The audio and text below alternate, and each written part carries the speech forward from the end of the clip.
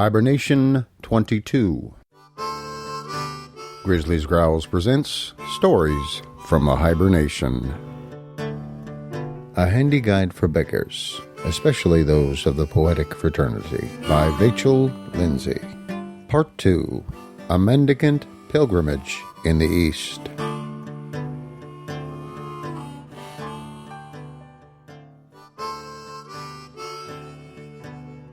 Death, the Devil, and Human Kindness, being the shred of an allegory.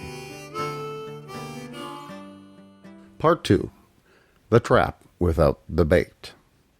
It was about 2 o'clock when the North Road left the cornfields and reached the hill crests above the city. How the highway descended over cliffs and retraced itself on ridges and wound into hollows to get to the streets. At the foot of the first incline, I met a lame cat creeping, panic-stricken, out of town. Oil City is an ugly, confused kind of place. There are thousands like it in the United States. I reached the post office at last. There was no letter for me at the general delivery. I was expecting a missive. And now my blistered heels and my breaking the rule to avoid the towns and my detour of half a day were all in vain. Oil City, in her better suburbs, as a collection of worthy families in comfortable homes, may have much to say for herself, but as a corporate soul she has no excuse. The dominant, shoddy architecture is as eloquent as the red nose of a drunkard. I do not need to take pains to work her into my allegory. The name she has chosen makes her a symbol. No doubt others reach the very heart of her only to find it empty, as the post office was to me. Baffling as this may be, there is another risk. Escape is not easy. Almost out of town at last, I sat down by the fence, determined not to stir till morning. I said, I can sleep with my back against this post. I had just overtaken the lame cat, and she now moved past me over the ridge to the cornfields. She seemed most unhappy. I looked back to that oil metropolis. I wondered how many had lived and died there when they would have preferred some other place.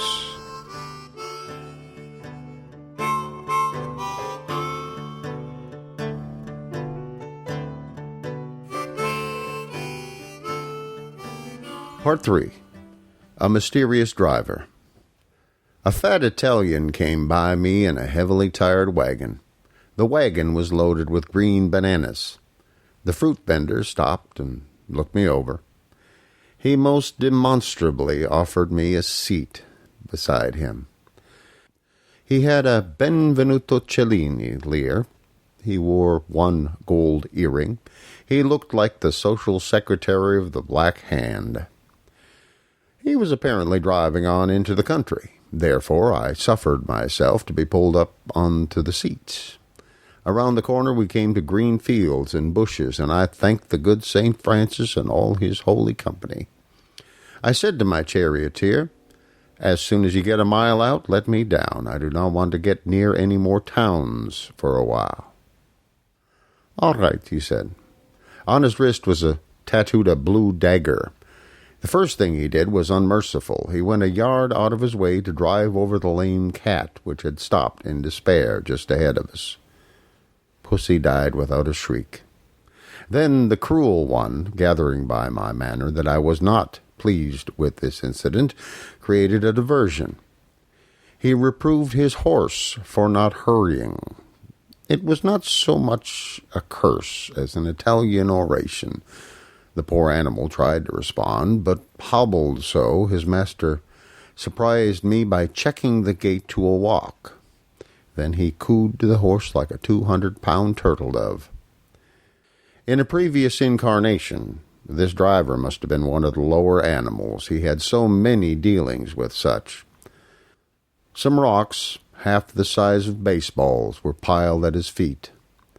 A ferocious dog shot out from a cottage doorway. With lightning action he hurled the ammunition at the offender. The beast retreated, weeping aloud from pain, and Mr. Cellini showed his teeth with delight. And now, after passing several pleasant farmhouses, where I ran a chance for free lodging for the asking, I was vexed to be suddenly driven into a town. We hobbled, rattled on, into a wilderness thicker every minute with fire-spouting smokestacks. "This is Franklin," said my charioteer. "Nice town. My town," he added earnestly. "I get rich tomorrow." He began to cross-examine the writer of this tale. I counseled myself not to give my name and address, lest I be held for ransom. After many harmless inquiries, he asked, in a would-be ingratiating manner, "Papa rich?" "No, poor." "Papa very rich?" "No, awfully poor, but happy and contented." "Where your papa live?" "My father is the man in the moon." That answer changed him completely. I seemed to have given the password. I had joined whatever it was he belonged to. He gave me 3 oranges as a sign. I had hoped we would drive past the smoke and fire, but he turned at right angles into the midst of it and drove into a big black barn. He waved me good-bye in the courtliest manner, as though he were somebody important and I were somebody important. Well, pretty soon I asked a passer-by the nearest way to the suburbs. I had to walk on the edges of my feet, they were so tired.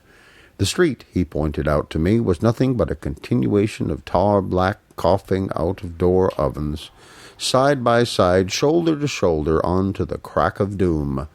I presume, in the language of this vain world, they were coke ovens. I opened my eyes as little as possible and breathed hardly at all. Well, then, by way of diversion, I nibbled animal crackers, first a dog, then a giraffe, then a hippopotamus, and then an elephant. Those ovens looked queerer as the street led on. There were subtle essences abroad when the smoke cleared away, and when the great roar ceased, there were vague sounds that struck awe into the heart. I may be mistaken, but I think I know the odor of a burning ghost on the late afternoon wind and the puffing noise he makes. As the cinders crunched underfoot, the conviction deepened. These ovens are not mere works of man.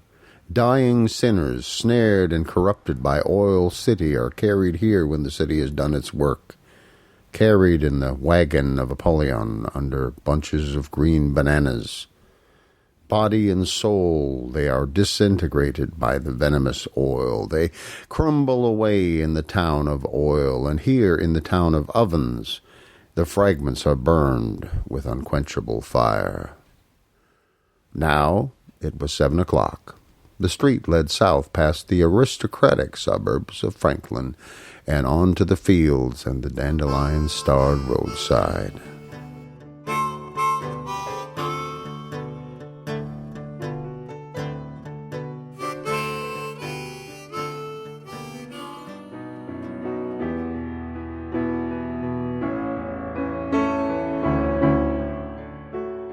Thanks for listening to Stories from the Hiber-Nation. Comment on the website at grizzly.libsyn.com. This program is sponsored by donations from people like you and is released with a Creative Commons Attribution, Non-Commercial, No Derivatives license.